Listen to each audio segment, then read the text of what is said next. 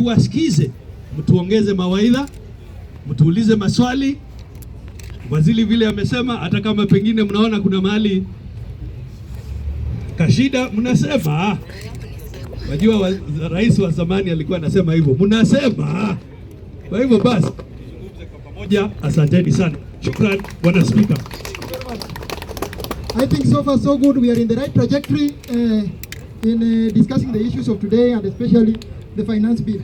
Now we will open the floor for questions. I will commence by inviting the Secretary General of Bunge la Wananchi and the custodian, Issa Bakari, to pose your question.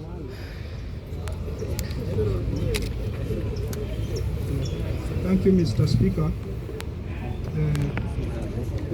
Mimi ningependa kuuliza Bwana Waziri, as far as public participation is concerned, ningependa kujua ni mikakati gani ambapo mmeweka so that the common mwananchi hapa chini yeye pia anaweza kuwa na usemi na decision making ambao mnafanya pale juu. Thank you very much, Secretary General. Now may I get one from the opposition leader, Bunge la Wananchi National.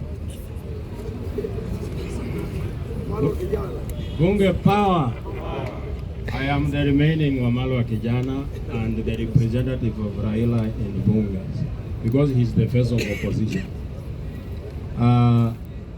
Tangu Gauja aingie kwa serikali, siku hizi anavaa soft leather, Oxford. Waziri, umesema hapa kuhusu things like austerity measures, kupunguza expenditure ya serikali ndo at least watu wapate nafuu. But juzi in the media we saw that your office had allocated some hundreds of millions for members of the cabinet to be flying around. And it was actually a scandal in the papers that you and the other expert, Opio and I, are the flying experts.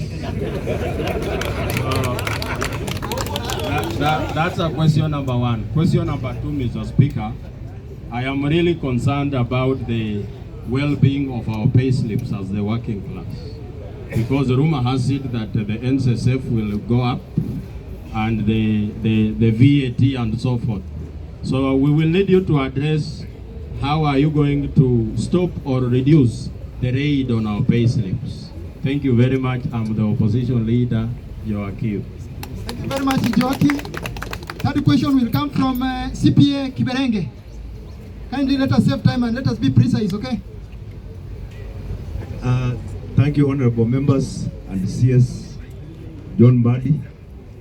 I want to pose this question to the CS, that the shareable revenue for counties for financial year 2024-2025 was 410 billion Kenya shillings. In this projected finance policy, the CS is allocating to counties shareable revenue 405 billion. And if you read, you will see that it will progressively reduce. This 410 billion is 9% of the total budget. And if you read it, it will progressively reduce. In 2026-2027, it will reduce to 8.7. 2027-2028, it will reduce to 8.2. So, CPA John Mbadi, Bwana CS, don't you think you will go down in our history as the CS who came to kill devolution by reducing resources to devolution? Thank you. Thank you very much, CPA Kiberenge. Is Mike around? Mike, voice of trained members of Bunge la Wananchi, chairperson, Mike.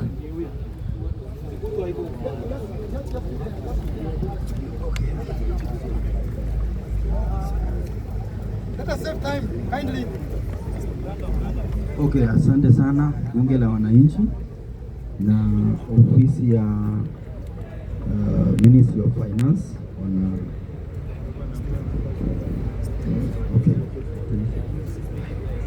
ofisi ya Finance Ministry, tunashukuru sana. Kama Bunge la Wananchi tumekuwa tukiuliza swali mingi na leo tunashukuru umefika kusikiza. Okay, nilikuwa nauliza kuna wakati watu walikuwa naambiwa wa form groups alafu waungane wapate certificates za groups. Wakishapata certificates alafu kuna pesa yenye watakuwa napewa wanaanzisha nayo biashara. So ninataka kuuliza bwana CS, hiyo mipango imefika wapi? Na tutasema Chairperson bunge la wananchi electoral body Marco Londe. Order members, there is a protocol here. Bunge la wananchi, kwa majina ni Marco Londe, member and former official wa bunge. All protocol observed. I'll go direct to the question. I'm also a policy and governance researcher. So I took time and I interacted with the plan.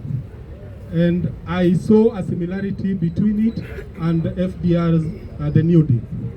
And if you look at FDR New Deal, you realize that there are 3 R's. But unfortunately in Kenya, we are only pursuing the 2 R's. The first R was recovery of the economy. And as the CS has rightly said, if you look at the microeconomics, they are improving and the economy is improving. The second R was reforming the financial sector. And I'm glad the chair of KRA is here. And you can confirm that they are trying to expand the tax base and reform the financial sector so that we don't go back to where we are. Now the problem is the third R, relief for the unemployed and the poor. You find that when it comes to that, for 2 years down the line, there's nothing that is really being done to reduce or mitigate the kind of lives that the poor are living. Now, in March, they normally say, because we were here with the Gaucho and the rest, when we were actually demonstrating cost of living. If you look at the numbers, the cost of living has reduced. We have to admit that. But unfortunately in maths they say any number, if you multiply any number by 0 or 0 divided by any number, the answer is 0. The problem we have is, yes, unga has reduced from 250 to 150, but if you have 0 in your pocket, you can't afford it even if it's 15 bob. Secondly, so FDR, the solution that he gave, because I don't want to only challenge you without giving some of the solution, was expanding, and he created major infrastructure development. I remember our president said that the housing project was about creating employment. He even reintroduced Kazi Mtaani under environment or something. But if you look at the uptake, it is negligible. It's negligible. So Waziri, this is a challenge to you. What can be done so that in the next financial year, this financial year that we are coming into, you put up measures that can actually put money in the pockets of wananchi. Thank you very much. In the interest of time, I think we'll again introduce another linear of questions. So may I welcome Waziri to respond to the questions which have been asked as we proceed.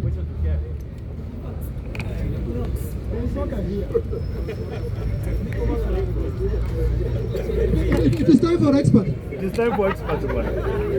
Wala wengine mmoja sasa ndio.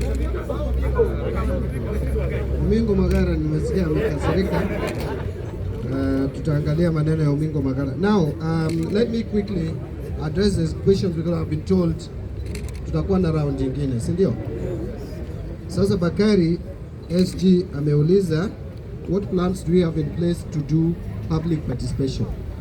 First, wacha nianze na admission that the way we have conducted public participation before has left the bigger segment of our society because it was more formal, more academic, too professionalized.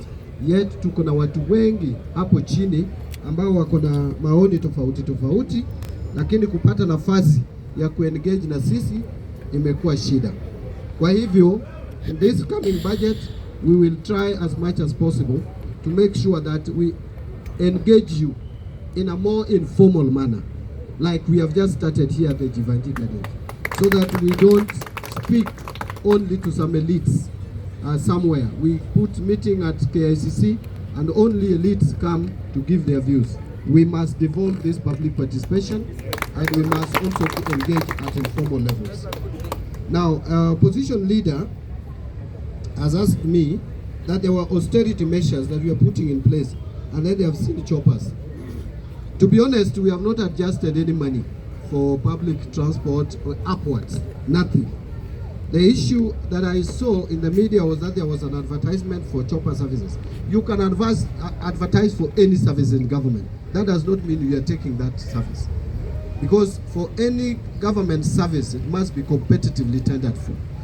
And now on the issue of choppers, let me be candid. You know, there are also some politics that we play at our own levels. Don't think everybody loves Mbadi.